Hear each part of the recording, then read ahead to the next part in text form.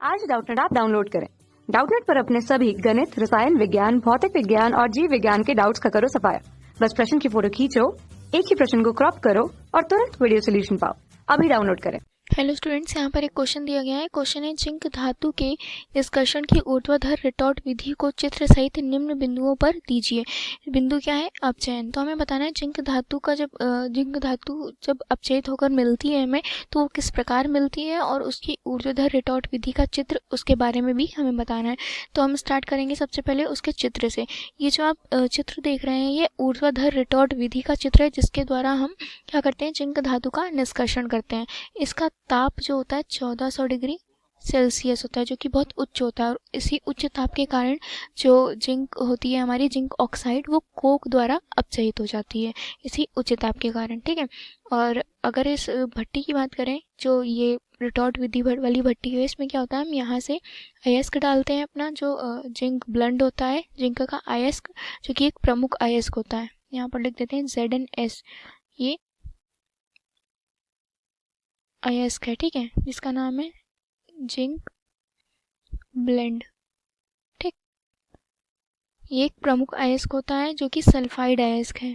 ठीक है, जो कि सल्फाइड अयस्क है। और साथ में क्या होता है, यहाँ से चार्जिंग डोर, मतलब यहाँ से हम अपना अयस्क डालते हैं, और ये जो आपको स्प्लेटर दिख रहा है, ये स्प्लेटर, यहाँ से हमारी जो जिंक होती है वो वाष्पित होकर निकलती है। जिंक वाष्प अवस्था में हमें प्राप्त होती है, और जो स्प्लेटर है ये इसके खंड होते हैं, और यहाँ से क्या करते हैं, जो बचा हुआ पदार्थ होता है हम निकाल लेते हैं।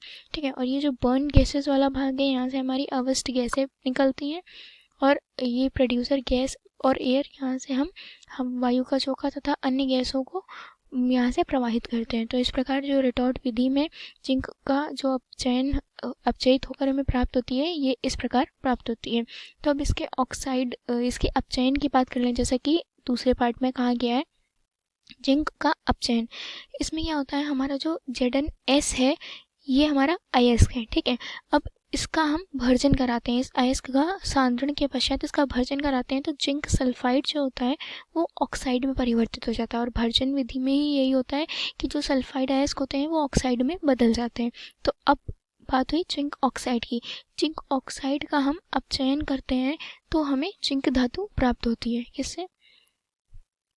यहाँ पर लिखते हैं, पहला पॉइंट है जिंक ऑक्साइड, मतलब ZnO। जिंक ऑक्साइड का कोक द्वारा अपचयन करने पर जिंक धातु प्राप्त होती है। ठीक है। और ये ऐसा इसलिए होता है क्योंकि ये सारा जो प्रक्रम हो रहा है, ये हमारे रिटॉर्ट भट्टी में होता है, रिटॉर्ट विधि में होता है, क्योंकि इसका ताप जो है वो बहुत ही उच्च होता है, 1400 डिग्री सेल्सियस होता है। तो जो हमारा ZnO का मिश्रण होता है, जिसमें हम कोक मिलाते हैं, वो क्या होता है, कोक द्वारा अपचयित होकर जिंक धातु बना देता है, जो कि वाष्पित अवस्था में होती है। फिर शुद्ध जिंक प्राप्त करने के लिए हम उसका पुनः आसवन कराकर जिंक धातु को प्राप्त कर लेते हैं। इसकी अभिक्रिया होती है, इसकी अभिक्रिया यहाँ पर दिखाते हैं। अभिक्रिया में क्या होता है, जो जिंक ऑक्साइड है ये कैसी अवस्था में, सॉलिड स्टेट में होता है। इसकी अभिक्रिया होती है कोक के साथ, मतलब कार्बन, वो भी सॉलिड अवस्था में होता है। क्या है? कार्बन, जिसे हम कोक कह रहे हैं। और यह अभिक्रिया हुई 1400 डिग्री सेल्सियस पर, क्योंकि ये भट्टी के अंदर ही यह प्रक्रम चल रहा होता है। तो ये कोक द्वारा अपचयित हो जाती है। ठीक है। ZnO जो है वो अपचयित हो जाता है कोक द्वारा, तो क्या बना लेता है, जिंक धातु बना लेता है, वो भी गैसीय अवस्था में। जिंक की वाष्प जो कहाँ पर एकत्रित होती है, स्प्लिटर में एकत्रित होती है। ये है जिंक की वाष्प। ठीक है। और साथ में क्या प्राप्त होता है हमें, कार्बन मोनोऑक्साइड गैस। ठीक है। यहाँ से हमारी जो बर्न गैसें हैं और जो प्रोड्यूसर गैस है, इन सबसे हमें प्राप्त होती है कार्बन मोनोऑक्साइड।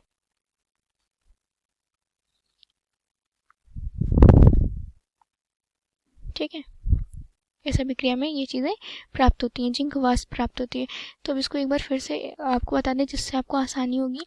जिंक ऑक्साइड में कोक का चूर्ण मिलाते हैं और मिश्रण के पूर्व तापित गोले पर, मतलब जो गोले होते हैं एक खड़ी रिटॉर्ट में यहाँ से हम डालते हैं। फिर उच्च ताप पर जिंक ऑक्साइड द्वारा जिंक में अपचयन हो जाता है, जो कि हमने एक अभिक्रिया में भी आपको बता दिया है कि जिंक धातु द्वारा कोक में जब मिलाते हैं तो उसका अपचयन जिंक धातु में हो जाता है, जो कि वाष्पित अवस्था में होती है।